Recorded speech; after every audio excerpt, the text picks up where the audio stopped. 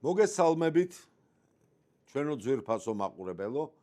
დღეს ორშაბათია 11 მაისი და ტრადიციულად ჩვენ ხვდებით ერთმანეთს ჩვენს თეატრალურ ორშაბათში. თეატრის ისტორიაში არის გამორჩეული სპექტაკლები, რომლებიც 100, 200, 300 და მეტ წარმოდგენას ითვლიან ხოლმე.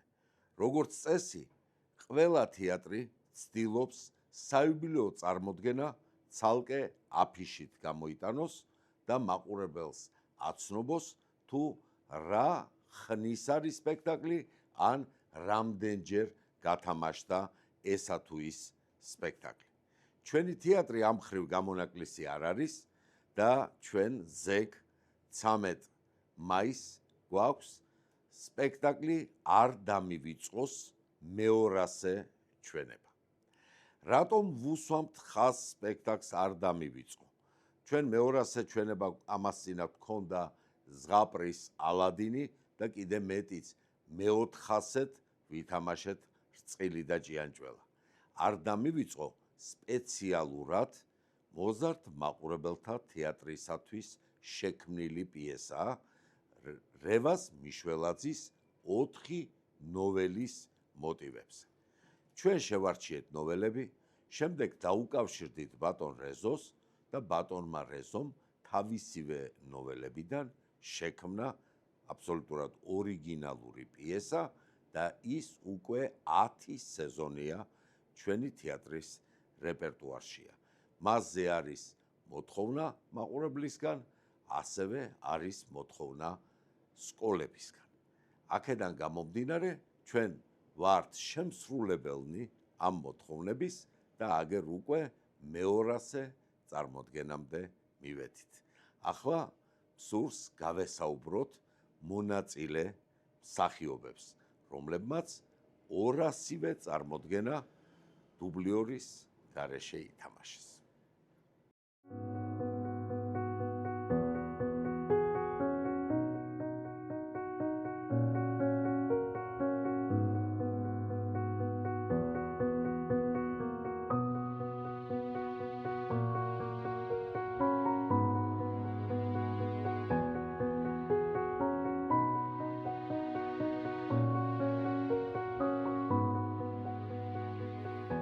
ბატონო ვახტანგ, ჩვენ მე-200 სპექტაკლამდე მოვედით არ დამივიწყოსი და ეს არის სპექტაკლი, სადაც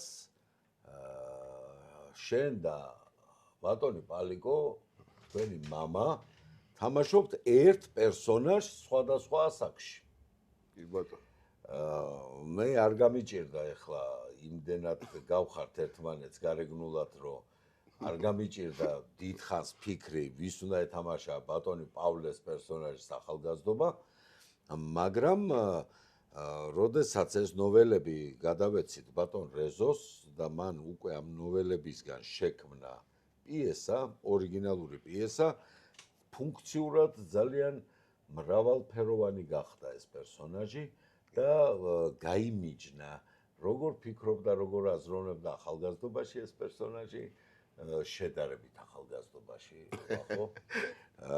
და შემდეგ უკვე ცხოვრება გავლილი ადამიანის მოგონებებში ხარ პრაქტიკულად შენ. რა მოხდა ამ როლმა და რა მნიშვნელოვნების გამოვიდა არ დამივიწყო ჩვენს ყოველდღიურ ცხოვრებაში თუნდაც? იცი, ბატონო დიმიტრი, მოკლედ ვიტყვი ამ იმას, რომ ალბათ ერთადერთი გული რაზეც მწყდება, ეს არის, რომ რაღაც პერიოდის შემდეგ რო არ უნდა ვითამაშო. აღარ ვითამაშებ უკვე ამ როლს. რაღაც ასაკი მომცემს საშუალებას, რომ ესე ვიყო ჩართული ამ სპექტაკლში და ამაზე დამწყდება ყველაზე ძალიან გული, იმიტომ რომ არის მსახიობისთვის რაღაც ეს გამორჩეული როლები, რომელიც აქვს მსახიობს თავისი ბიოგრაფიის განმავლობაში და ალბათ ეს იქნება ერთ-ერთი ჩემი ნამუშევრებიდან, რაც მე სცენაზე მითამაშია ერთ-ერთი გამორჩეული როლი. რთულია მამასთან პარტნიორობა. იცით რა, რთულია, რა თქმა უნდა, რთულია.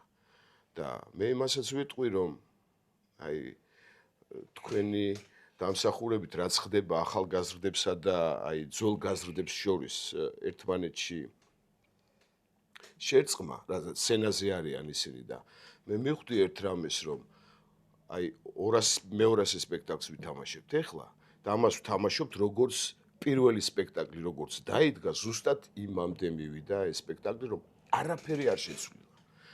იმიტომ რომ მე ხა სხვა სპექტაკლებიც მინდა, იგივე სადაც ბატონი პალიკოა, ბატონი ნუგზარია, იქ რიდია, ესე ვთქვათ, ავტორიტეტი კიდე სხვა რაღაცაა, როცა სცენაზე დგას. ზუსტად ამაზე იზრდება მე ის ჩვენი ახალგაზრდა თაობა, რომელიც მოდის. ჩვენ მქონდა ერთი ესეთ სირთულე მუშა პროცესში, რომ ერთ-ერთი ნოველა ეძღვნებოდა აჩიკო მიშველაძეს. და ძალიან რთული იყო ამ ნოველის გათამაშება, იმიტომ რომ პრაქტიკულად ბატონი პალიკოს პერსონაჟი, ანუ შენი პერსონაჟი ყველაზე მეტად იმ ეპიზოდში ასოცირდებოდა თვითონ მწერალთან. როცა მას ჰქონდა სიზმარში დიალოგი თავის გარდაცვლილ შვილთან. და მახსოვს პრემიერის სპექტაკლებს რიგრიგობით თამაშობდნენ შალვა ანთელავა და ვანო დუგლაძე და პრემიერაზე ნუ რა კარგი იყო, როგორ რაღაცა იყო შალვა მითამაშა პირველი სპექტაკლი და უკვე როცა ვანო მითამაშა სპექტაკლი ქალბატონის სვეტად სულად გახდა და გაიყვანეს დარბაზიდან, იმიტომ რომ ვანო გარეგნულადაც კი გავს საჩიკოს ფერებში რაღაც სახის მოყვანილობაში და ამ შემდეგ. ჩვენ მომავალ თაობას ველაპარაკებით ეროვნულ გმირებზე. თუნდაც აჩიკო მიშველაძის სახით. ჩვენ ველაპარაკებით როგორ უნდა მოექცე ინვალიდის ეტლს მიჯაჭვულ ადამიანს. როგორ უნდა გაუფრთხილდე თუნდაც არ შემდგარ სიყვარულს და ამ სიყვარულზე მეოცნებე ქალბატონს, რომელიც მთელ თავის ცხოვრება მიუძღვრა იმ კაცის სიყვარულს, რომელსაც ელოდება და ის არ დაბრუნდა. და თუნდაც ეს თემა ძალიან მნიშვნელოვანი თემა, რომ თა დაიცალა და ჩვენი სოფელი დაიცალა და აი ეს მამა პაპისეული კერა ქრება ადგილ-ადგილ. აი ამ თემებზეა ეს სპექტაკლი და სიცოცხლის უნარიანობაც მე მგონია, რომ სწორედ აქედან გამომდინარეობს. და ეს თქვენი როგორც მოქალაქეობრივი პოზიციაც რო დაემატა არტისტების. ამიტომაც მოხდა, რომ ეს სპექტაკლი არის აი ესე კოლბაში შენახული, როგორიც იყო 15 წელში როცა დაიდგა, ისეთი იქნება დარწმუნებული ვარ მე-200 სპექტაკლზე. ვახო ძალიან დიდი მადლობა იმისთვის, რომ შენ ნინო ლეჟავა და ბატონი პავლე ხართ ზუსტად ის სამი მსახიობი, რომელმაც 200-ვე სპექტაკლი ითამაშეთ. ბატონი პავლე არ შევაწუხეთ დღეს, იმიტომ რომ ამ რანგის არტისტებს ცალკე გადაცემა უნდა მიუძღვნათ და შემდეგ ვისაუბრეთ არ დამივიწყოზეც და ყველაფერზეც.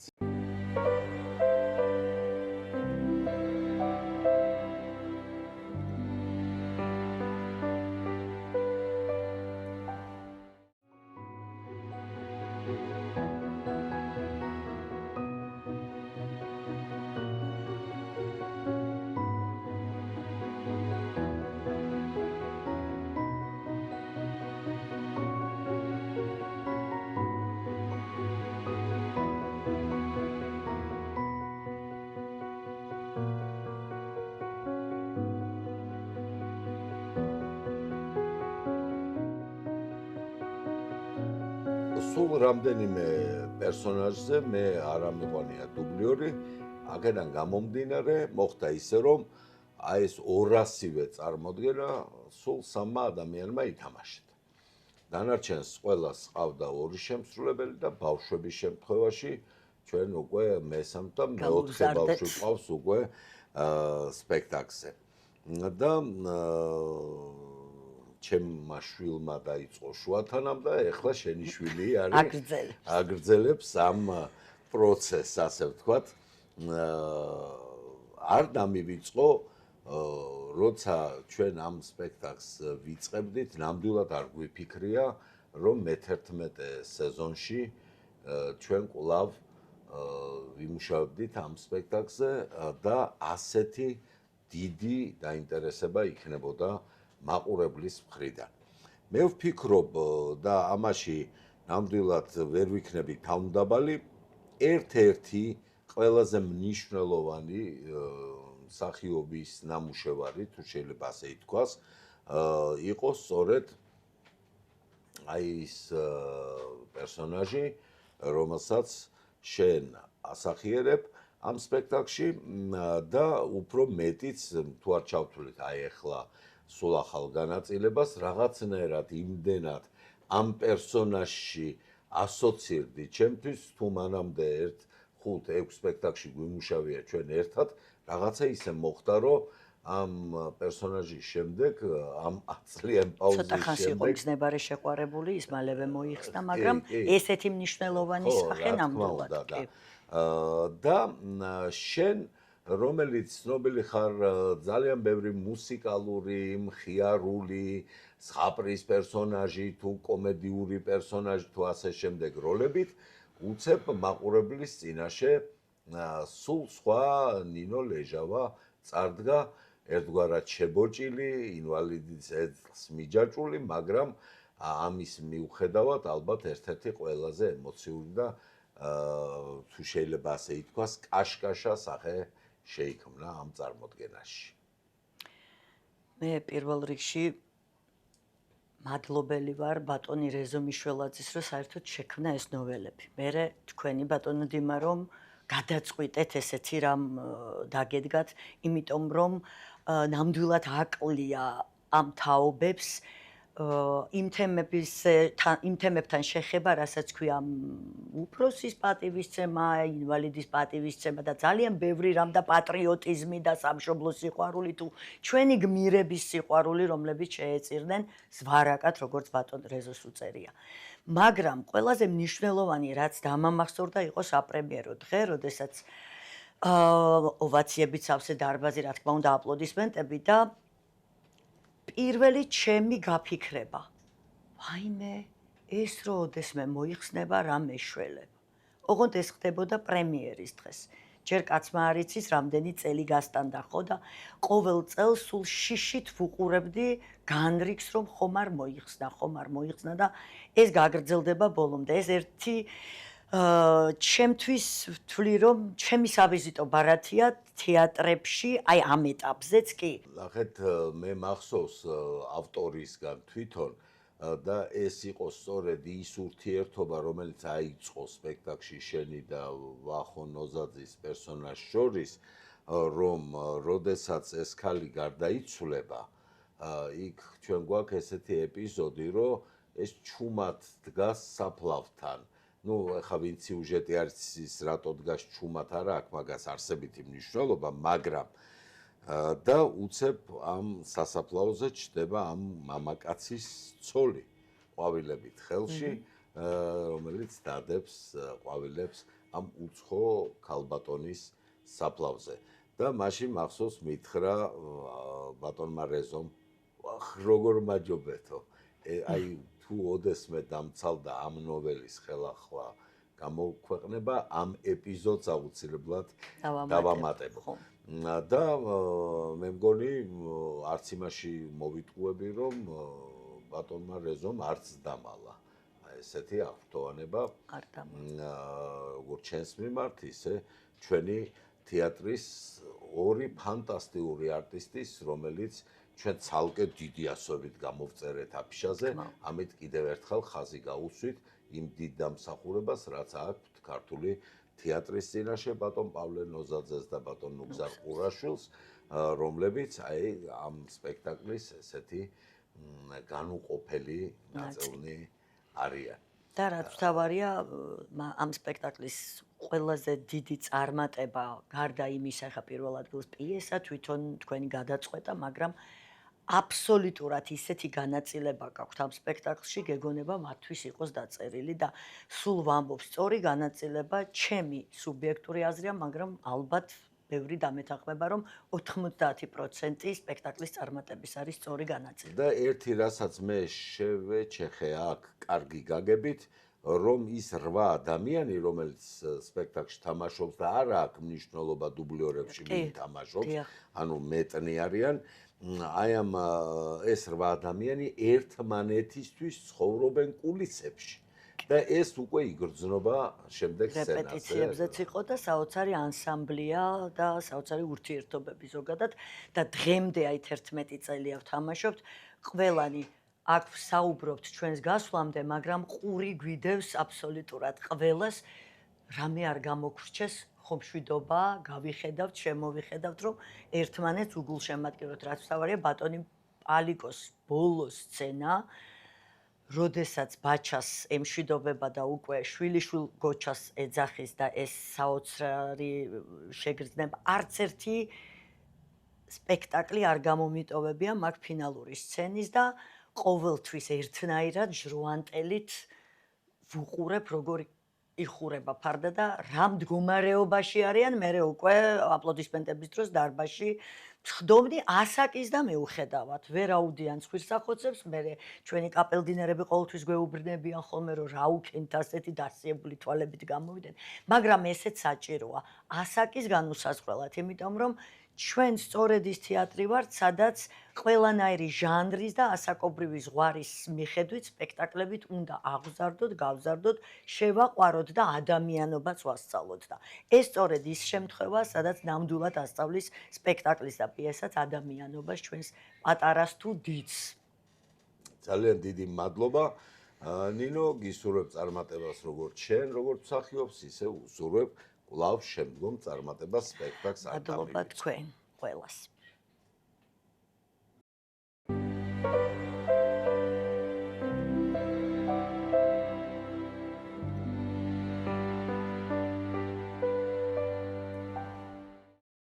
ჩვენ ვაგრძელებთ ციკლს ჩვენი იუბილარები და დღეს დიდი სიამოვნებით მინდა თქვენთან შესახვედრად მოვიწვიო არაჩვეულებრივი თეატროდნე, ჩვენი თეატრის უკვე დიდი ხნის გამოცდილების თანამშრომელი, სალიტერატურო ნაწილისა და ხელოვნების პედაგოგიური საკითხების მიმართულებით მომუშავე ქალბატონი დოდო ხურცილავა, რომელსაც ისეთი მშვენიერი მრგვალი თარიღი შეუსრულდა, როგორც წესი ქალებს ლოანებაზე არ ეკითხებიანო, მაგრამ ჩვენ ვერაუარეთ გვერდი ამ მრგვალ თარიღს და თქვენთან შესახვედრად ჩვენი იუბილარი მოვიწვიეთ.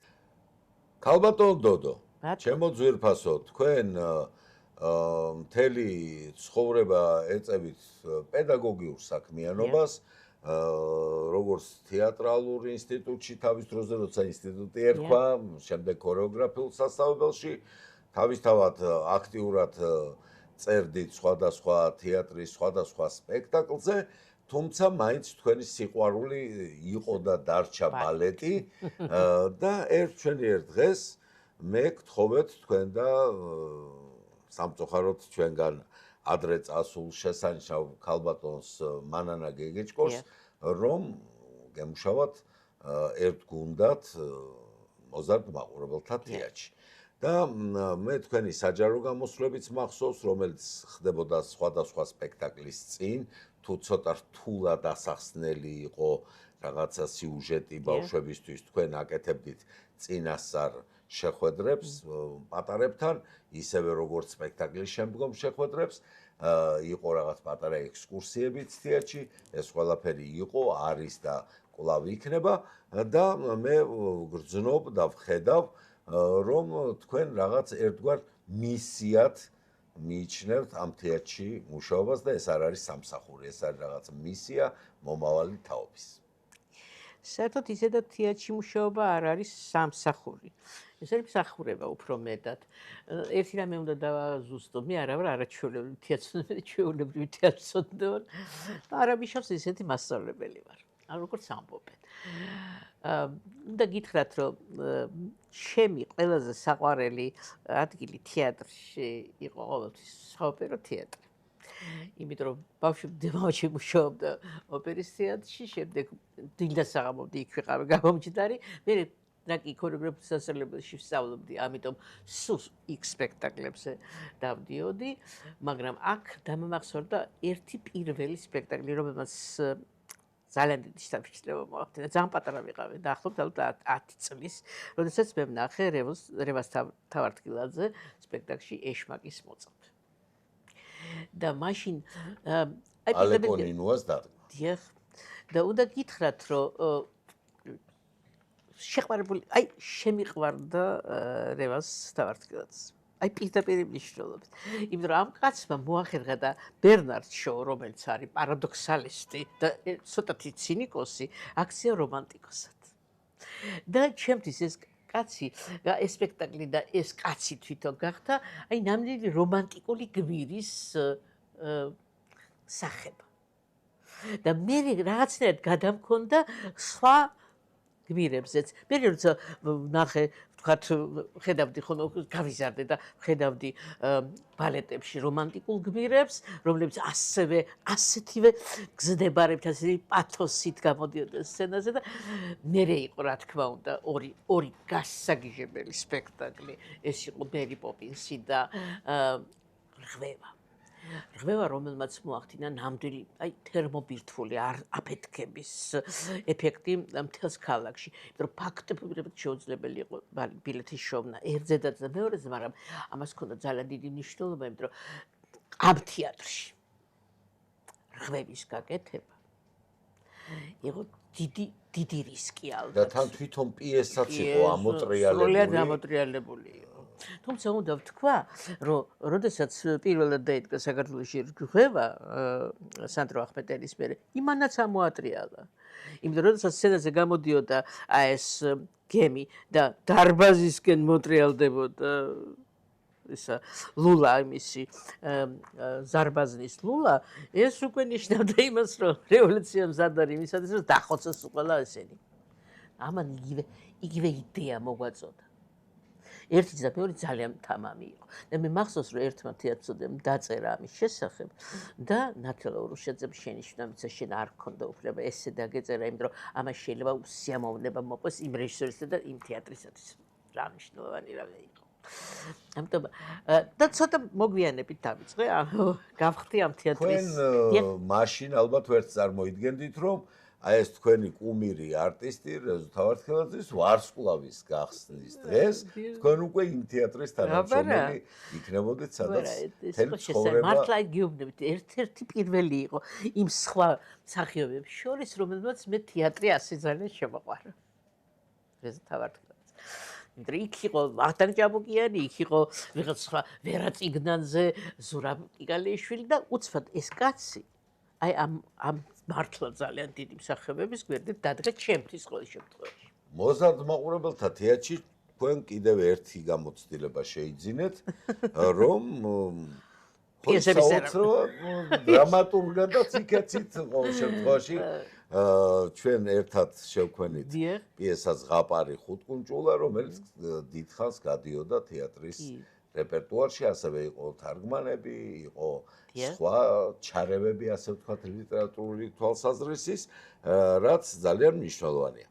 ქალბატონ დოდო, მე-100 წელი დაიწყო, მე-100 საიუბილეო სეზონი. თქვენს იუბილესთან ერთად ხას უსვამ უკვე თეატრის იუბილეს და თქვენ როგორ ფიქრობთ, დღევანდელი გაჯეტების ეპოქაში რა მისია და რა ფუნქცია აქვს მოზარდ მაყურებელთა თეატრს და გაეზარდა თუ არა მას მისია, ვიდრე როცა ის დაარსდა 100 წლის წინ. მე ვფიქრობ, რომ მაინც გაიზარდა მისია, იმიტომ რომ ამას აქვს ამოცანა, ამ თეატრს უკვე გაუჩნდა ამოცანა, რომ მან იქნება დაინტერესოს გაჯეტებიდან გადაიტანოს სხვა რაღაცაზე ყურადღება. მე ვაქცევ ყურადღებას იმას, რომ ბავშვები ძალიან დიდი ინტერესით უყურებენ სპექტაკლებს. კი ჩართულები არიან, ეს აქ ჩვეულებრივი ამბავია, უნდა იყოს ჩართულები. უბრალოდ ძალიან მინდა, რომ მერე სახში რო წავლენ, ან თვითონ წაიკითხონ, ან და მაგალითად შობელმა წაუკითხოს, ან ბებომ წაუკითხოს, იგივე ზღაპრები. იმიტომ რომ მე მახსოვს ძალიან კარგად და მე ვფიქრობ, რომ თქვენც ასე იყავით, რომ სახში გიკითხავდნენ დილიდან საღამომდე, აი როგორც ბები ამიკითხავდა დილიდან საღამომდე, სხვადასხვა ჯერ ზღაპრებს და მე უკვე მე აღარ შემეძლო, იქნებ ასე მოხდეს თქო. და ამაზე ვოცნებობ, რომ იქნება ამაზე ასე მოხდეს, რომ აქედან წასულები იმ ნაწარმოებით დაინტერესდნენ, რაც ნახეს. ამის იმედი მაქვს და იქნებ გაჯეტების თუმცა უნდა ვთქვა, რომ აი ძალიან რთული ამბავია, იმიტომ რომ ის გაჯეტი ძალიან ადვილად გაწვდის რაღაცებს და შენ უნდა წაიკითხო. რა საკურველია გაჯეტის დაკნინება 21 საუკუნეში წარმოუდგენელია. მე თვითონაც ვიხმარ ამას ეს ამ შემთხვევაში ძალიან მნიშვნელოვანია, თუნდაც ჩვენი ბოლო პრემიერა სწორედ ამას მიეძღვნა და ძალიან მახარებს, რომ ძალიან სწორად იყო გაგებული და სწორად გათამაშებული. მე მინდა რომ კიდევ ერთხელ მოგილოცოთ, ჩემო ძვირფასო ადამიანო, ეს საიუბილეო თარიღი, რომელიც რომელსაც აღნიშნავთ, არ დამივიწყოს მეორე სპექტაკლთან ერთად და ამაზე კარგად იხუმრეთ, რომ რაღაცა ძალიან სიმბოლური ხო არ არის იუბილეს არ დამივიწყოთი აღნიშნავ, რასაკურველია ამის საშუალება არ არის, გისურვებთ მხნეობას, ჯანმრთელობას და თქვენს უსაყვარლეს თეატრში კიდევ დიდხანს მრავალ საინტერესო საქმის განხორციელებას. დღეისათვის სულ ეს იყო. დიდი მადლობა ყურადღებისათვის. შევხვდებით შემდეგ ორშაბათს 18 მაისს.